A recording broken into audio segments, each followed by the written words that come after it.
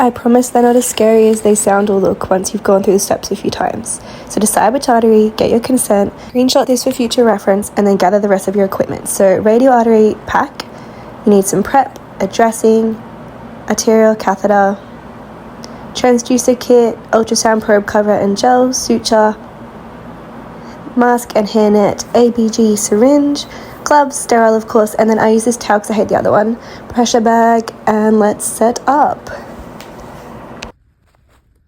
Sterile technique here, opening from each corner, dropping everything onto the field, then position the patient. I know the wrist tape looks dramatic, but trust me, you need it sometimes. Now we set ourselves up, so start with your mask and your hairnet, then you're going to scrub, gown and glove.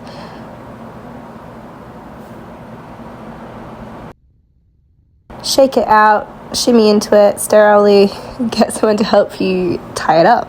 Gloves are next, and I've spent way too long trying to squish my fingers into these. So after many long practices, that's why I use the thicker towel, because it dries my hands better and I feel like I can do it quicker. Also squishing my fingers like closer together when I insert it. I don't know if that made sense. To make the process as smooth as possible, I put everything in kind of an order of when I need it, so I don't have to think as much when I go from step to step once I've started. So you need to remove this cover, and then take the white catheter off the wire and take the cap off the catheter. Draw up your local, get someone to put it in one of those compartments for you, switch needles so you're ready to go. Open your packet of gel, and this is your final setup. Everything nicely laid out, all the caps loosened. I like to keep all my sharps in the container so they're in one spot. I feel like it's safer and just easier. And I take my actual wire and sometimes the container with the needle to the sterile field where the patient is once I've started. That crack, how satisfying. Hold it like a little folded book and peel it off and then slowly stick it down. And then you need to not touch anything else besides the sterile parts of the drape. So initially it's all sterile, and then once you lay it down, obviously underside isn't. Get someone to drop the probe in for you, then pull the cover all the way up. I was so uncoordinated with this when I started, but trust me, resting those fingers down helps you so much, and then you can slide it. Nice and juicy and bouncy.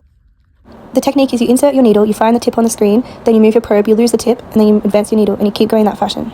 Once you're in the artery and you have flashback, you can insert your wire, and then... oh, that also sounded good, but remove the needle.